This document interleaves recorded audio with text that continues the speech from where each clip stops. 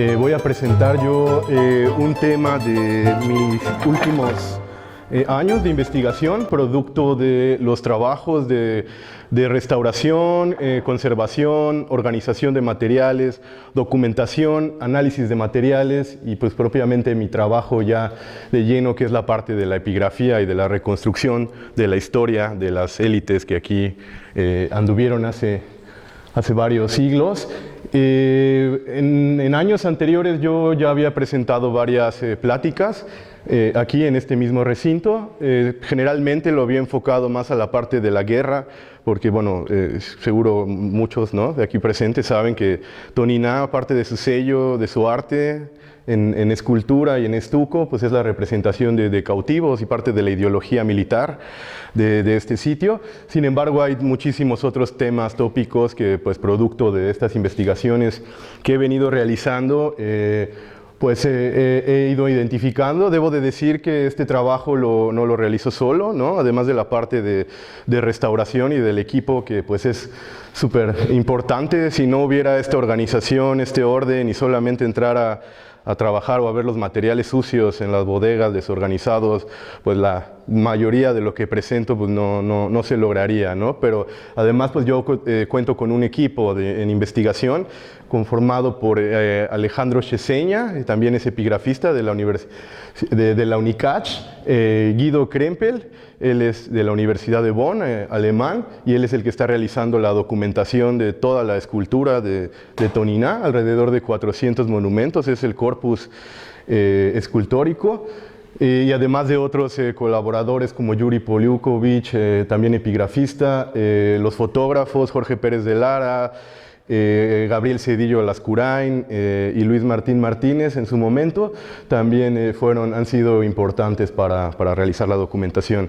Entonces, lo que yo voy a presentar un poco tampoco es la vida de los gobernantes, ¿no?, de aquí, sino más bien del círculo más cercano y de todo el aparato administrativo, político, religioso del cual los gobernantes mayas, y en el caso particular de aquí de Toniná, se servían ya sea en momentos de crisis, de guerras, sucesión dinástica e incluso pues de esplendor. Son figuras muy importantes que en otros sitios muy importantes como Calakmul, Tikal, por mencionar algunos, no son referidos en las inscripciones ni en su arte.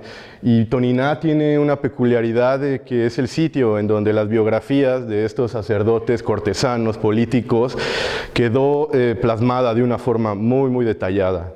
Entonces voy a platicarles un poquito de esto, ¿no? La siguiente.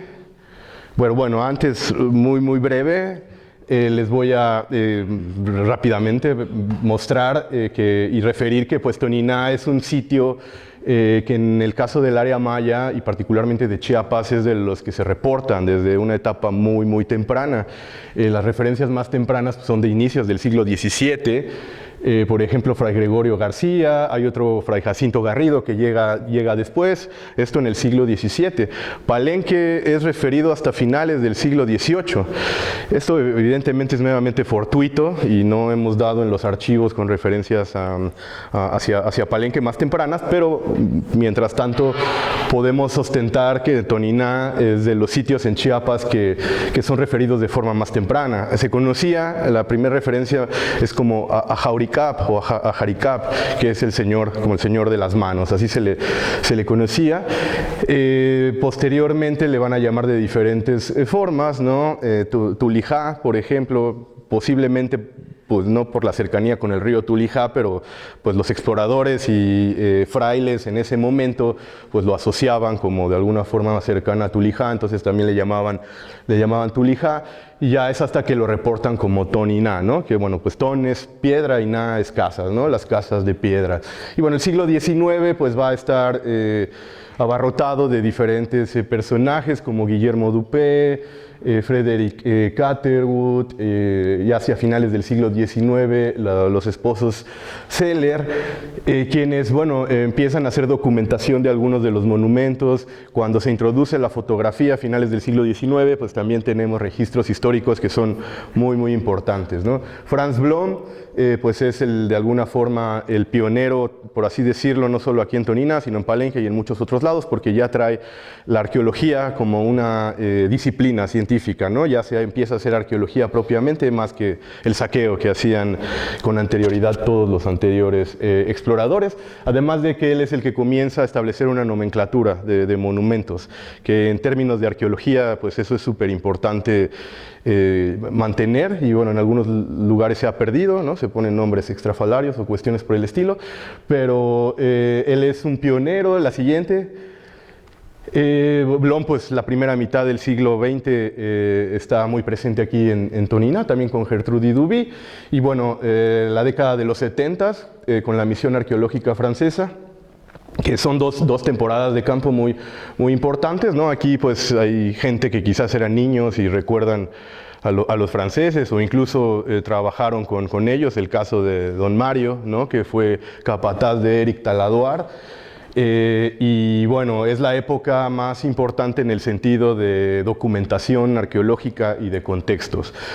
Y bueno, a partir de 1981 y hasta la fecha comenzó el proyecto arqueológico de Tonina, que bueno, se ha dedicado más que nada a la parte de la consolidación de edificios, y también pues ha hecho una importante cantidad de descubrimientos en escultura, pintura mural, cerámica, estucos, y que bueno, gran parte de nuestra labor ha sido un poco ordenar poco a poco esos materiales, y bueno, el proyecto sigue en pie, y bueno, pues es un breve recuento de casi 400 años, ¿no?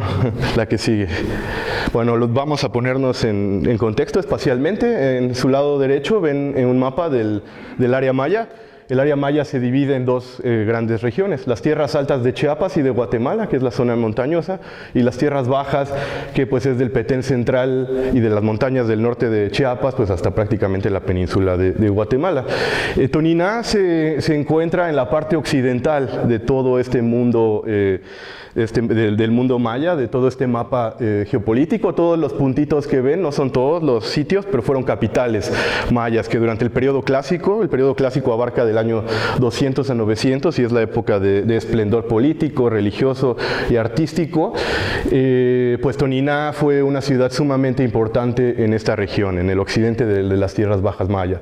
Tonina básicamente ya se encuentra en la frontera del mundo maya. Ya para el lado izquierdo ya hay otros grupos como los zoques, que ahorita voy a hablar y a mencionar la importancia de ellos. Cada región en el mapa que ven pues tenía una capital hegemónica y política. Por ejemplo, en el área central del Petén guatemalteco de la selva estaba Tikal, que era una de las ciudades más importantes y hegemónicas de todo el mundo maya. Calakmul, en el sur de Campeche. Palenque, para la parte, digamos, de arriba, del norte de las montañas de Chiapas. Y Tonina, pues sería, para el caso del Valle de Ocosingo y de esta región, pues la capital más importante y el centro de poder dominante. La ubicación de Tonina es importante en el sentido de que pues, la geografía, el que se localice en un mar de valles que se conforman, ¿no? Por la geografía de aquí, de la región, pues estos valles se convirtieron en carreteras que las élites de Tonina aprovecharon para el control y flujo de bienes, de suntuarios, ¿no? Como jade, obsidiana, plumas de quetzal, textiles, algodón, pedernal, etcétera, otros muchos recursos, y también fueron caminos y rutas que ellos dominaron para el control político de otros centros menores, como La Mar, Bonampak y otros sitios con los cuales estuvo ahí en mucha tensión política. La que sigue, bueno, aquí les muestro, es un mapa de las interacciones políticas, ¿no? Pueden ver en el centro Tikal, y Calakmul lo pueden ver arriba. Todas las líneas, la gran cantidad de líneas indican pues, los diferentes tipos de dinámicas de poder, sean comerciales, de matrimonio, de guerra, hostiles. Entonces, si ustedes se dan cuenta, Tikal y Calakmul pues, son las dos grandes potencias, ¿no? Son los dos centros de poder que sí tendieron a convertirse en imperio, por utilizar un término occidental, pero esto quiere decir de que tenían la ambición de expandirse, de expandir sus fronteras y su poderío. Toniná realmente pues, no se puede comparar con estos dos gigantes, ¿no? Pero en el área occidental de todo este mapa geopolítico, pues sí tuvo interacciones políticas, ¿no? Y bueno, su gran enemigo pues es Palenque, con el cual constantemente está teniendo guerras. Y bueno, en esta área, pues Toniná es muy importante, y ahora con el estudio que hemos hecho, pues hay nuevos datos que hemos ido detectando sobre estas dinámicas de poder. La que sigue. Por ejemplo, bueno, las rojas, las líneas rojas son pues tipos de guerras, ¿no? De hostiles, o sea, dinámicas de hostiles, mientras que las blancas y con puntos pues indican alianzas, influencias, perdón, de estilo escultórico, de material cultural, es decir, comparten los mismos tipos cerámicos, las mismas fuentes, digamos, de obsidiana o de jade. Y los verdes sí son, digámoslo, de vasallaje, ¿no? De que estas ciudades como Bolonquín, en la región de Chilón, Pomoná, que está hasta Tabasco, o mismo aquí en Bonampak, pues sí rinden vasallaje, ¿no? O sea, rinden tributo, y ellos de manera explícita dejan plasmado que están supeditados al poder de Toniná. ¿La que sigue? Ahora, es importante señalar que en esta región de Toniná, el Valle de Ocosingo y valles circunvecinos, pues el mapa lingüístico o el mapa étnico pues es muy similar en la actualidad. Quizás la frontera entre chol y celtales pues ha fluctuado, se mueve fluctuante a través de los siglos, pero desde la época del periodo clásico hay una distinción claramente entre el área chol occidental, que es abanderada por Palenque, y la parte del celtalano clásico, que es como se le conoce, abanderada por Toniná. Los mayas de aquí, de Toniná, los antiguos habitantes, las élites, ¿no? Porque quienes escribían, quienes plasmaban estos eran las élites. Ellos dejaron de manera muy explícita que eran de Toniná, que eran celtales, ya que ellos en la escritura, al momento de manufacturar, entonces atendiendo sus necesidades básicas en un entorno espacial, en este caso es el palacio. Entonces, en estudios sobre cortes que se han hecho, por ejemplo, en Europa, ¿no? Porque todo parte del mundo occidental, afortunadamente o desafortunadamente, pero también ya se empezaron a hacer estudios de cortes en Asia, en África, y ya Mesoamérica cada vez se resuena más y se incluye más en estas discusiones, pero bueno, encontramos que por lo general el término de corte en cuestión teórica se puede referir por un lado a un ámbito social, que son todas estas personas alrededor de este gobernante o de esta figura política que está en la cima, y el espacial, que es el lugar en donde el gobernante lleva a cabo, o esta figura monarca, gobernante, emperador, lleva a cabo, que es el palacio o un complejo palaciego en donde se cumplen todas estas necesidades. La que sí. ¿Cómo distinguir ahora una corte real contra una corte secundaria? Pues la corte real es propiamente donde está el Cujulajao, y donde a diario pues él realiza todas sus actividades, ¿no? Es como pues en la casa real, por ejemplo, pues de Moctezuma, ¿no? En Templo Mayor. Ahí todos los otros Huaytlatoani de Texcoco, de Azcapotzalco, pues acudían para tener audiencias y de alguna forma estar al día con el Huaytlatoani, el gobernante más importante para el caso del centro de México, para el posclásico. Algo similar ocurre, por ejemplo, en el Palacio de Palenque. Ese sería la corte real. Mientras que en los alrededores de Palenque encontramos cortes secundarias en donde habitaban élites también muy importantes, pero tenían un papel secundario, pero se imitaban mucho de las actividades y mecanismos. La que sigue. Ahora, una característica que hay aquí en Tonina es la cuestión de parentesco, a diferencia de otras ciudades como Palenque, Tikal, en donde hay listas dinásticas y en donde se menciona que fulanito de tal es el hijo de tal, el nieto de tal, son muy detallados en ese sentido. En Tonina no sabemos nada sobre la cuestión de parentesco y la línea paterna sobre todo, o sea, eso es un caso sumamente interesante que algunos autores como Marisela Ayala se han planteado si eso tenga que ver porque eran celtales y quizás de alguna forma el peso por la línea materna, ¿no?, tenga alguna preponderancia o simplemente es fortuito.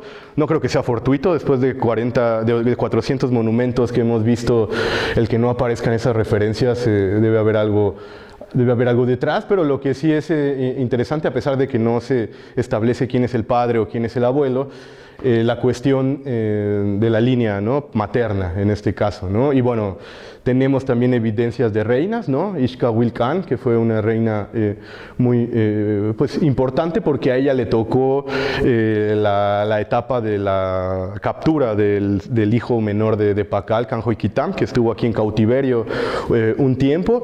Entonces, bueno, había reinas también, y lo que sí tenemos en las inscripciones es la referencia a las madres, ¿no? Por ejemplo, la madre de Ichac Chapat, que es un gobernante ya de los tardíos, pues está claramente referida en este monumento 138, ¿no? Se llamaba Ixhuinac Timan Cahuil, y bueno, Cahuil es como una constante de mujeres locales aquí en Tonina, como su apellido, por así decirlo, como parte de su frase nominal.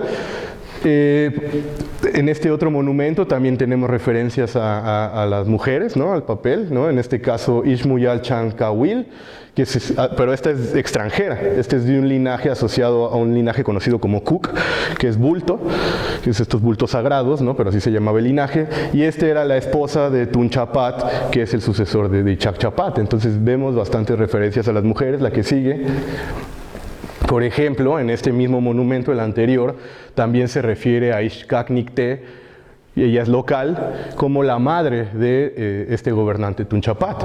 Y pues ya nos empezamos a adentrar un poquito a la cuestión de las cortes, ¿no? El papel de las madres, de los gobernantes y de las esposas, ¿no?, es fundamental porque es el círculo más cercano del gobernante en turno. Y pues las cortes mayas, también tenemos casos en Tikal y en otros sitios de conflictos internos, ¿no?, entre donde dos medios hermanos se pelean el poder y el linaje se parte en dos y uno tiene que salir, ¿no? El perdedor tiene que salir y buscar una corte nueva. Pero regresando, por ejemplo, al caso de la esposa, no esta, sino la anterior, esta es Ixcac Nicté, es la madre. Regrésate tantito, Beni. Ajá. Esta que les mencionaba, Ixmuyal Chancahuil, que viene de otro linaje de fuera. Pues eso es importante en cómo se va a configurar la corte, porque si es una mujer de fuera, esta mujer debe de traer personas, gente, mujeres, hombres, para el servicio personal. De los mayas vemos escenas y son muy cuidadosos en la cuestión estética, de belleza. Tienen gente que les está sosteniendo un espejo de obsidiana, que les está con el abanico echando, o sea, hay todo un cuidado personal. Entonces hay bufones, ¿no? Hay enanos. Los enanos son muy importantes porque están asociadas con cuevas, por ejemplo, con espacios liminales, ¿no?, que puntos de, digamos, lo de tránsito entre el mundo terrestre y el sobrenatural para ellos. Entonces, pues todas estas mujeres traían a todo su personal, ¿no?, a la nueva corte. Los mayas, o sea, la práctica de matrimonio, o sea, era la poligamia, ¿no?, pero podría ser endogámica o exogámica, ¿no? Endogámica se refiere a que es dentro de una comunidad o dentro del mismo clan o del mismo lugar, y en cambio exogámica implica ya alianzas matrimoniales. Y este tipo de relaciones hay de diferentes tipos y hay muchos ejemplos. Puede ser, se le llama isogámica, cuando hay paridad de ambos, digamos, los intereses. Es más difícil a veces de detectar, en este caso, para el periodo clásico. Y hay otras, por ejemplo, hipergámica, es cuando el linaje, si es masculino, digámoslo, es más importante que el femenino. Hipogámica es al revés, el femenino. Por ejemplo, el hipergámico, el linaje, por ejemplo, Naranjo, hay un sitio en Guatemala muy importante, la ciudad de Naranjo, y pues ellos estuvieron casando con diferentes mujeres de la región, ¿no? Entonces es algo muy similar aquí, ¿no? Es como esta señora, Ixmuyal Chancawil, viene de un linaje menor y llega a un linaje muchísimo más poderoso. Pero hay casos en donde el linaje femenino pesa muchísimo más. Es como en el caso de Calakmul, del linaje de la serpiente, en donde su rey, que se llamaba Yugnomchen, que Yugnomchen significa el que sacude o hace temblar a las ciudades, ya con su nombre lo dice todo. Sus hijas, pues básicamente las mandó a casarse con diferentes reyes en puntos muy importantes, ¿no? En el sentido para extender la expansión de la esfera política del reino de la serpiente, de Canul. Y llega el punto en donde la señora, la hija de Yugnomchen, es más importante que el gobernante local. Entonces, todos estos tipos de dinámicas de poder, pues las debemos de tener presentes, ¿no? Para el estudio de una corte. Y bueno, la que sigue, eso lo tenemos aquí presente. Otro tipo de relación de este tipo es con Pomoná, que bueno, Pomoná, pues quienes sepan dónde está Pomoná, pues ya es para Tabasco, es todavía más lejos que de Palenque. Y resulta ser que Pomoná y Palenque y Toniná tenían una buena relación de amistad, posiblemente desde el clásico temprano, ya que un gobernante de aquí local que se llamó Chacbalunchac, este mismo nombre es utilizado por otro gobernante 200 años después en Pomoná, y es curioso que en ningún otro sitio maya haya un tercer Chacbalunchac, ¿no? Y bueno, esto se confirma con la evidencia epigráfica y iconográfica del mural de los Guayob. Primero la epigráfica, porque en este fragmentito que les muestro se refiere que la muerte de una señora de Pomoná, ¿no? A través de un eufemismo, ¿no? Del aliento puro de la semilla, como su alma, su espíritu, de la señora de Pomoná, madre del gobernante 8, local de aquí de Toniná, pues se perdió o se extinguió, ¿no? Entonces se está refiriendo que la madre de un gobernante tardío pues viene de Pomoná, ¿no? Otro caso también importante es el del mural de las 4 eras, ¿no? Entre comillas, en donde pues, lo que realmente vemos es un corral. Es un corral que está en el interior de la montaña, que es la montaña donde se construyó la Acrópolis de Toniná. Y dentro de ese corral viven los nahuales, tanto locales del reino de Popó, porque los nahuales durante el periodo clásico se adscribían no a una persona, sino a todo el linaje. O sea, si tú morías, el que seguía lo heredaba. Entonces, por ejemplo, este nahual, que seguro lo conocen, pues es el más grande de todos, del friso, pues es el esquelético que carga la cabeza de un decapitado, y es un nahual perteneciente a la entidad política de Pomoná. Entonces eso es bien interesante porque son prácticas que todavía entre tzotziles y algunos grupos celtales, yo no sé aquí en esta región, pero más hacia Ochuc tengo entendido que todavía está la creencia de que dentro del cerro más grande y más importante de la ciudad es donde habitan los nahuales de comunidades aledañas, y es lo que vemos que sucede. Los nahuales de los aliados políticos de Toniná residen dentro del corral mayor, que es dentro de la montaña de Toniná. Ya me voy más rápido para no acatarrarlos tanto. Entonces, bueno, algunos de los cargos más importantes en las inscripciones mayas, y como les comentaba, aquí en Toniná existe la ventaja de que están todos muy presentes, y además como escalas de uno a otro, pues podemos establecer esta jerarquía, ¿no? Del 1 al 4. El primero es el Ajcujún, que se puede traducir el que venera o el que sirve, y era el encargado por un lado del culto a los dioses y también a las bandas, a las coronas, a las bandas sagradas que se le ataban al gobernante, al heredero o algún político, porque en cuanto entrabas a un cargo político te ataban una banda en la frente. Él al parecer está a cargo de esas bandas, pero también de las divinidades, pero por otro lado, él es, dentro de todos estos personajes, es el más cercano al gobernante y sobre todo al infante, al heredero al trono. Son personas que están allegadas y que les están enseñando el culto a las deidades, a escribir, cómo comportarse dentro de la corte, porque hay etiquetas, ¿no? Sabíamos por las fuentes del centro de México que pues no todos se podían vestir de la misma manera, ¿no? Sino que porque no podías ni siquiera intentar opacar la grandeza del gobernante, no todos podían tener el mismo tipo de casas, ¿no? Había mucho la cuestión de méritos, de que pues, te tenías que ganar, así seas el heredero. Esto a partir de las fuentes del siglo XVI del centro de México. Entonces esta figura del Ajujún era alguien de la corte muy cercana y al parecer residía dentro de la corte real, caso diferente a los demás que van a tener sus propias cortes. Luego, pues el 2, pues tenías que ser un Ajujún, el glifo de la izquierda es el mismo de arriba, es como decir licenciado, ¿no? Y luego, pero también, ¿no? Maestro, ¿no? Yahaucac, ¿no? El Yahaucac es el vasallo del fuego, no es señor del fuego, a veces lo traducen señor, porque lo que te está diciendo Yahau está poseído, y eso indica de que tú te debes al fuego, ¿no? Por eso se emplea, algunos autores, y yo lo sigo, emplean vasallo, ¿no? Y eso indica por qué eres vasallo del fuego, porque es el especialista de rituales de fuego, como prender el incensario, quemar copal, las ofrendas, los sacrificios humanos a través del fuego, ¿no? Todas estas cuestiones por el tipo, y también tiene un aspecto militar, vinculado con una deidad que se llama el dios jaguar del inframundo, que es muy importante. En la cima se encuentra el Tijún, primero durante el periodo clásico, y ya después Tizakhún. Ti es boca, ¿no? Ti es boca, y Zakhún o Jún pues se refiere a la diadema real que se le ataba, ¿no? A las personas de la élite, particularmente a la del gobernante, porque posiblemente era el que la ataba.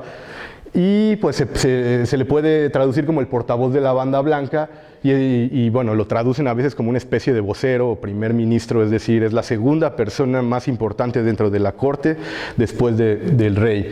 Y bueno, aquí en Tonina encontramos el único caso de un título transitorio entre el Yahaucac y el Tijún y Tizakhún, que es el de Ticakhún, que si se dan cuenta mezcla elementos, ¿no? Porque tiene la parte de Cac, de Yahaucac, pero ya también tiene la parte de Ti, de portavoz. Entonces es el portavoz de la banda de fuego, y al parecer es un título transitorio. ¿Me voy a ir más rápido?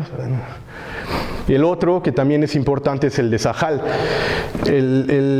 Los anteriores tenían sus cortes secundarias, ¿no? A diferencia del Ajujún, que sí radicaba dentro de la corte real. Lo mismo ocurre con los Zahales. El Zahal se le puede traducir como el que tiene miedo, o la que tiene miedo, ¿no? En el sentido de que, porque pues estás por debajo del Cujulajao, y hasta el mismo título ya se está supeditando a la figura del gobernante, del jerarca, ¿no? Entonces estos títulos o estos personajes no estaban en el epicentro de la ciudad o en el área central, sino en puntos periféricos, y eran como ciudades satélites o extensiones del área central. Aquí sigue. Y bueno, estos títulos que les mencionaba los encontramos en un montón de monumentos. Por ejemplo, en este perrito pertenecía a un chocolatero, a un cortesano que se especializaba en la preparación de bebidas de cacao. Y bueno, la inscripción nos dice, ¿no? Es el perrito, es el chucho, ¿no?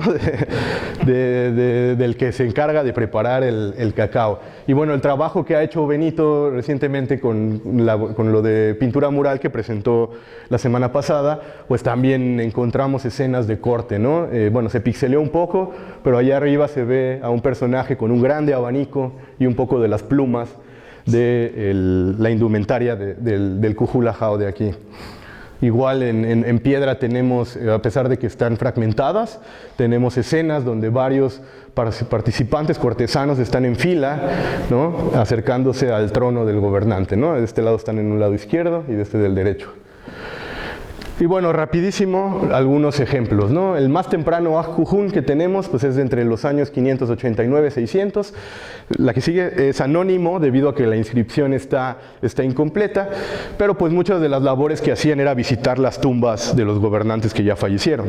Y es el caso de este monumento que interesantemente se encontró en Emiliano Zapata, Tabasco.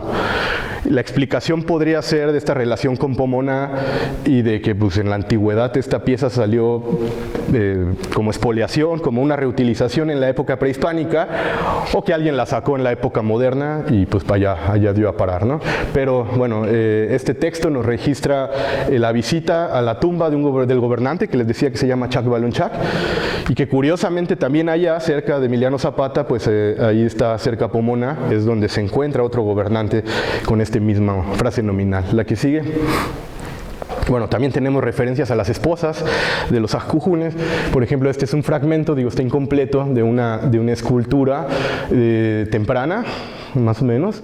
Y vemos esa parte superior, ven la banda lisa arriba y dos cartuchos jeroglíficos. Y aquí podemos ver una orejita y el cabello largo, ¿no? Se ven las líneas de la textura del cabello. Y pues la inscripción, a pesar de que es muy corta, es muy importante, porque estaba representando a la esposa de una Ajkujun, la que sigue. Bueno, el siguiente que conocemos es de nuestro Sotchoj, que bueno, el Sotchoj gobernó entre el año 600 y 615, y bueno, su Ajkujun, la que sigue, se llamó Ajmijkinich, y bueno, los guías lo deben de reconocer muy bien, ¿no? Porque hay una réplica ahí en el sitio, y bueno, lo tenemos representado al Ajkujun. Pueden ver en su frente su corona, su diadema real, que son estas que le atan en la frente, y tiene la forma de un tiburón, una forma pisiforme, de una criatura sobrenatural en la mitología maya.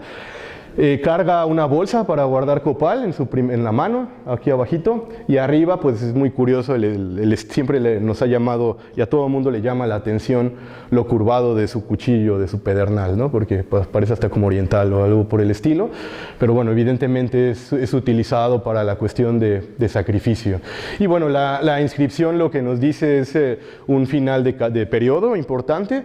En el año 612-613 ocurren estos eventos y la investidura de este personaje. Entonces, esto no ocurre en Tikal, esto no ocurre en Calakmul, esto no ocurre en ninguno de estos sitios de primer orden, si se puede llamar, sino que solamente aquí en Toniná y Palenque también tienen esta costumbre, pero no este tipo de estelas monumentales, ¿no? En donde pues, está mediando el poder con las élites locales, ¿no? Tienen el privilegio de tener su propio monumento donde se registra su instalación en el poder, en su cargo, ¿no? En este caso la que sigue, ven.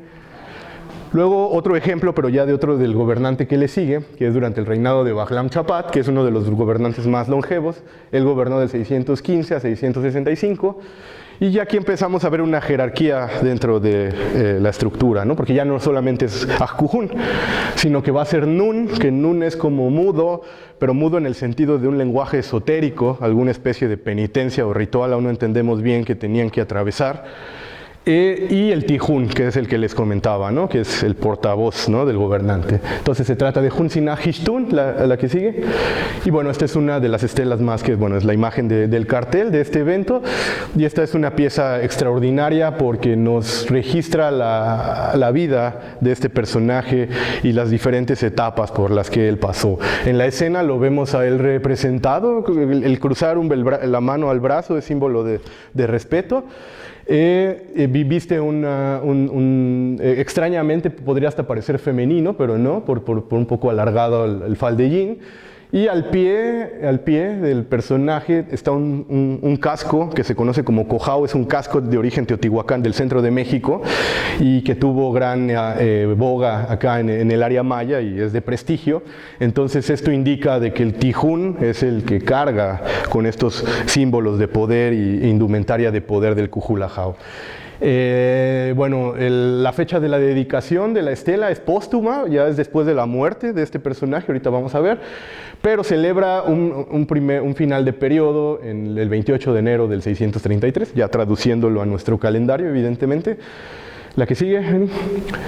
Y bueno, en este primer lado, que es el lado derecho, del costado derecho de la estela, se registra este importante final de periodo y además de que se hace un baño de purificación con los dioses locales de aquí de Toniná, que son los dioses remeros, que son unos dioses viejitos asociados que andan en canoa y llevan al dios del maíz en su trayecto de muerte y renacimiento como planta, ¿no? De maíz. Entonces se registra este evento importante, además de la invocación de 8,000 nahuales, 8,000 criaturas sobrenaturales, que esto quizás esté relacionado con la noción de que dentro de la montaña de Toniná, donde se construyó la Acrópolis, pues residen muchos nahuales, ¿no? Ya que es este lado, el texto de este costado comienza de manera retrospectiva y nos menciona que en el 10 de julio de 615 este Hunsinajishtun fue instalado como Akujun, Chumlaj es la expresión, y que también fue objeto de una procesión, Joyaj, es decir, que lo llevaron seguramente en andas alrededor de la ciudad o algún punto sagrado de la geografía, ¿no? cercana a Toniná, y bueno, por orden del joven Bahlam Chapat, ¿no? Porque Bahlam Chapat es entronizado exactamente en ese mismo año, unos meses atrás es entronizado y tiene 8 años de edad, ¿no? Es muy común que por situaciones de que muere el rey, pues tenga que acceder al trono de manera muy, muy temprana, ¿no? Entonces la que sigue, luego nos menciona otra segunda etapa, que es que 1 año y medio después adquiere la jerarquía de Tihun, que está por encima que la de Akujun, y toda esta larga inscripción nos conecta con su muerte el año 632, ¿no? La que sigue. Y la última parte de la inscripción nos registra los ritos póstumos y funerarios, ¿no? Es decir, se entró en una expresión es Ochkak y Ochkak Tumukil. Y bueno, la montaña, bueno, la tumba se llamaba Witz, y algo, eso que dice Bumu, pues no lo sabemos aún leer, pero nos dice Ukaba, ¿no? Ese es el nombre de su tumba. Entonces hubo un reingreso a su tumba para conmemorar su muerte, y se dice que la piedra grande, o sea, la estela, se levantó, ¿no? Fue plantada. Entonces, bueno, es una inscripción muy interesante y única, en donde pues, de manera detallada nos cuentan la vida de este personaje. Cada estela maya se acompaña de su altar, que va al frente y en el piso, y bueno, en este caso está fragmentado e incompleto, pero es el altar compañero. La que sí. Bueno, viene una crisis en el poder debido a una guerra por parte de Palenque en el año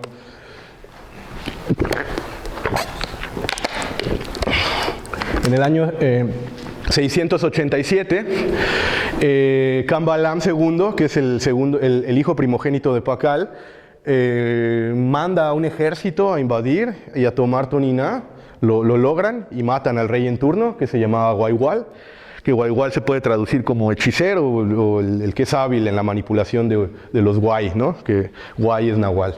En ese sentido, él muere, no, regrésate. Él muere, y bueno, aquí voy a tocar la figura del Akujun, del sacerdote más importante que tuvo Toniná. Se llamó Kelenhish, y él ostentó los cargos de Akujun y Tisakhun. Y él le toca todo este proceso de la invasión de Palenque, pero también la revancha con el siguiente gobernante. Ahora sí, este es su monumento funerario. Ahí lo vemos a Kelenhish representado con su bolsa de copal ahí en su mano, que tiene así de esta forma, un tanto elegante. Y bueno, él es la cabeza de la corte en ese momento. Una serie de eventos los más importantes, pues es clave en la crisis provocada por la guerra. Sin embargo, pues él seguramente fue alguien muy importante para Kinich Bagnal Chak, de ese nombre acuérdense, porque ese es nuestro Pakal de aquí, Kinich Bagnal Chak.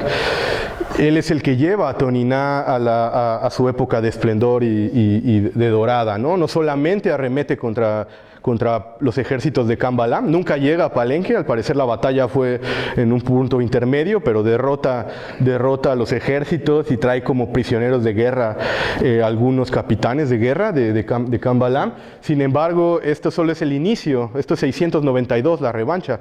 Las guerras se van a extender hasta 697, una primera oleada, que son todos los que están representados en el juego de pelota. Los de bulto, no las serpientes, ¿no? Pero originalmente eran 6. Las serpientes están asociadas a Guaygual, al anterior. Entonces esos marcadores del juego de pelota los retiraron y los utilizaron como relleno constructivo del Palacio del Inframundo.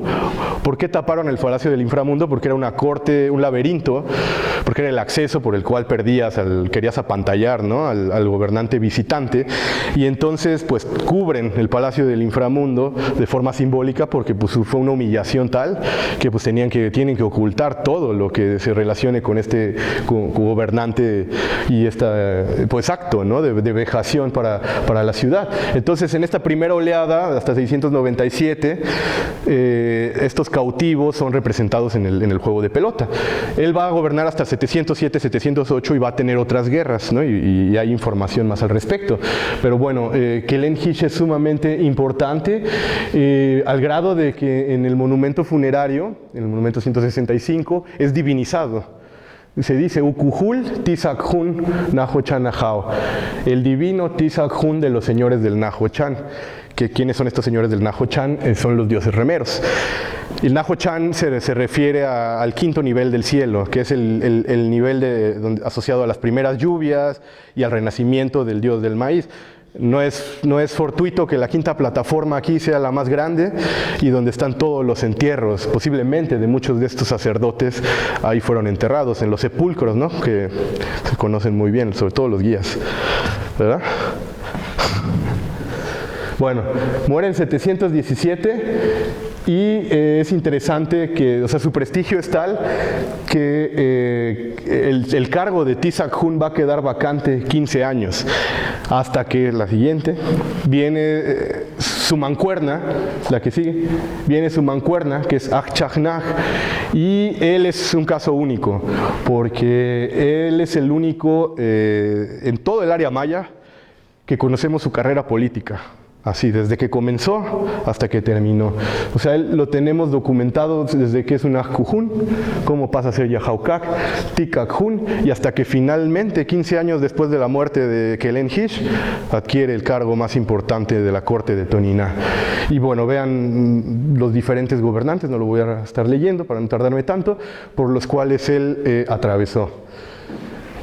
Entonces, él les comentaba, ¿no? Muere en 717 Kelenhish y él queda a la cabeza de la corte, evidentemente, pero debido al peso de este Tisakhun, que incluso es divinizado, el siguiente cargo que ocupa, el ascenso político se da en 730, y es que se inventan, yo creo que se inventan este cargo de Tikakhun, debido a que quizás el peso político de Kelenhish era tal que pues, las otras élites o las otras contrapartes en el poder de aquí pues, no permitían, ¿no? Que Akchagnaj alcanzara la posición más alta dentro de la corte después del gobernante.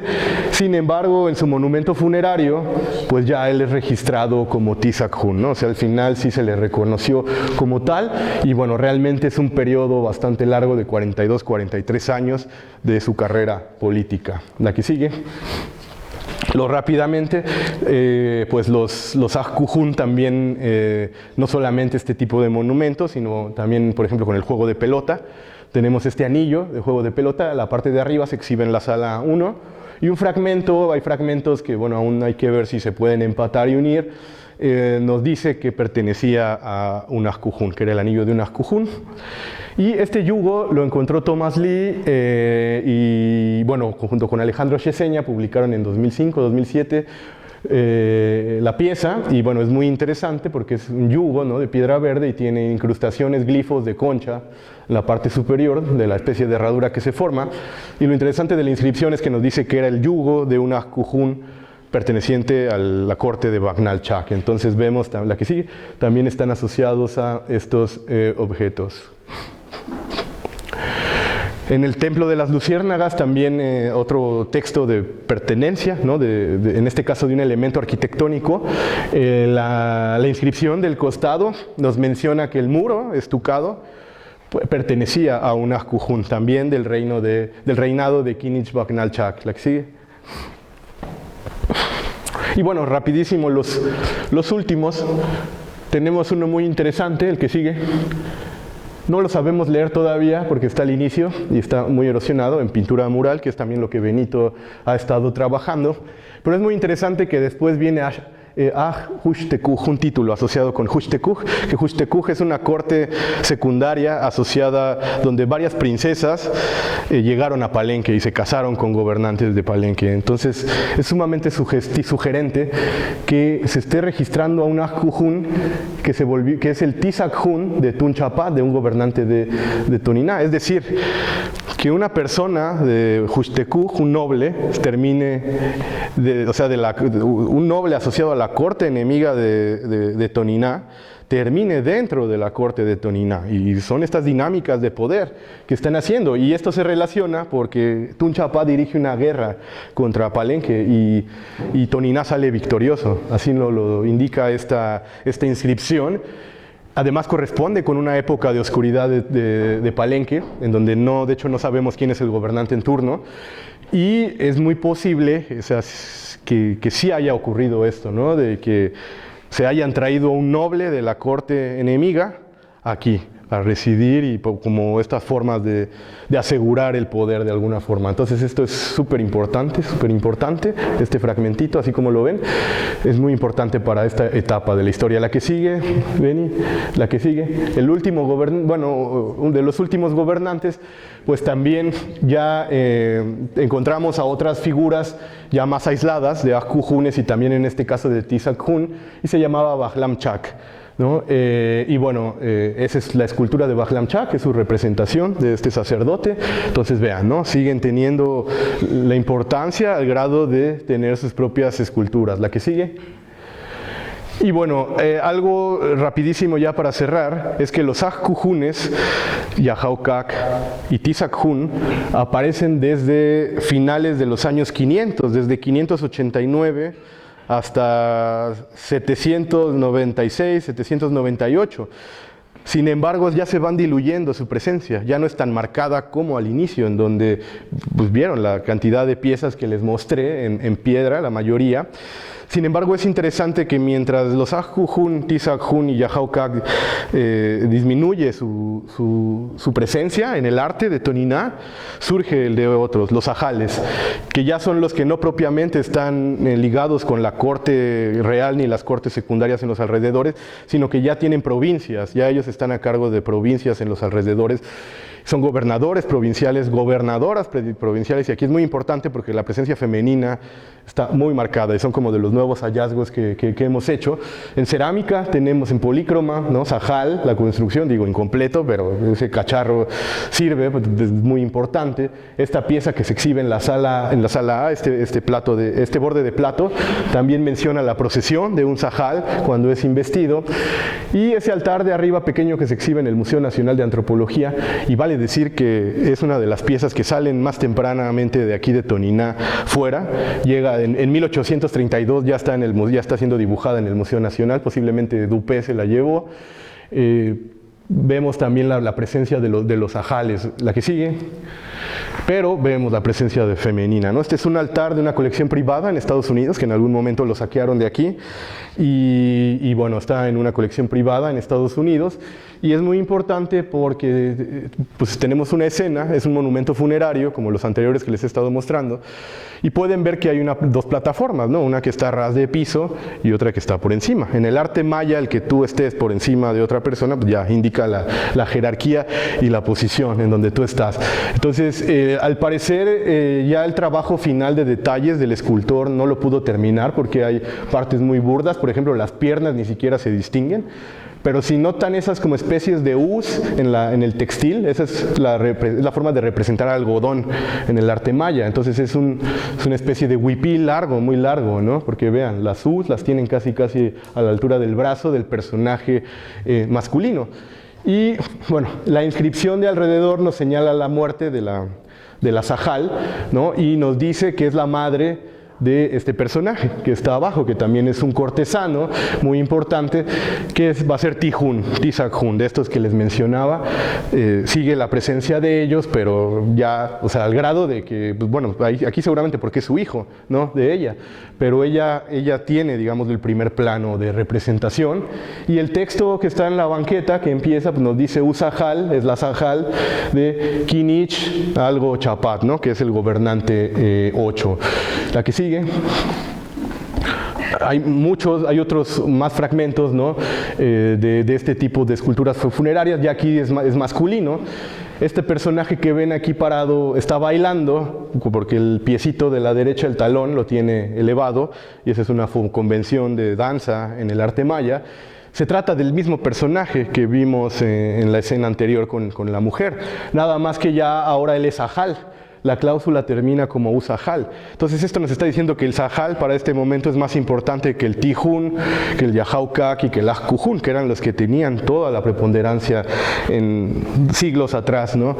Esta, bueno, está erosionada esta escena, pero también y fragmentada, pero igual es un sajal masculino con un plato de ofrenda, ¿no? No se puede trabajar mucho la inscripción debido a que está incompleta y dañada, pero seguimos teniendo sajales.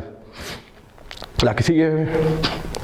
Y bueno, para cerrar, esta es una pieza pues muy bonita y única.